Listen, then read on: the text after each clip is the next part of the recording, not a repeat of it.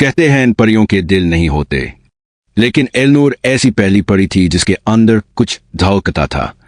جب دنیا میں کوئی فریاد آسمان کی طرف بلند ہوتی تو باقی سب پریاں نظریں پھیر لیتی، مگر ایلنور رک کر سن لیتی۔ ایک دن ایک ننھی سی فریاد نے اس کی روح ہلا دی۔ پلیز اللہ، مجھے میری ماں واپس دے دو۔ یہ فریاد ایک چھوٹی سی بچی کی تھی جو ایک یتیم خانے کے باہر بیٹھی آسمان کی طرف دیکھ رہی تھی۔ اس کی آنکھوں میں نہ آنسو بچے تھے نہ امید، مگر ایلنور کا دل پہلی بار تڑپ اٹھا۔ اس دن اس نے زمین کی طرف دیکھا، اور پہلی بار وہ انسان بننے کو بے قرار ہوئی۔ پریوں کی دنیا کا قانون تھا، اگر تم انسانوں کا درد محسوس کرو گی تو اپنی روشنی کو بیٹھو گی۔ ملکہ پری نے خبردار کیا، مگر ایلنور کا دل اب کسی قانون کے تابع نہ تھا۔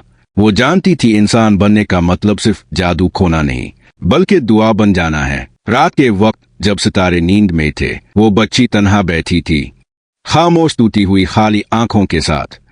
ایلنور اس کے قریب گئی اور نرمی سے پوچھا، کیا تم اپنی ماں کو بہت یاد کرتی ہو؟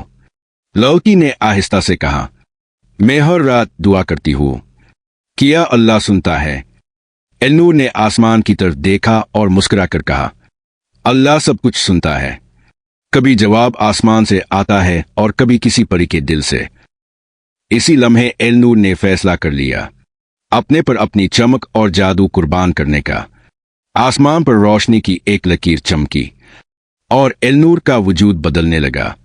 اس کے پر جل گئے آنکھوں کی چمک مدھم پڑ گئی اور وہ ایک انسان بن گئی، مگر ایک ایسی انسان جو کسی کی پوری دنیا بن گئی۔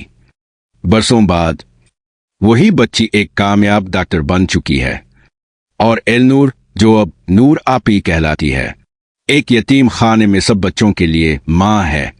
کبھی رات کے آخری پہر وہ آسمان کی طرف دیکھتی ہے اور آہستہ سے کہتی ہے، شاید میں پریوں کی دنیا سے نکال دی گئی، مگر کسی کی دنیا بن گئی۔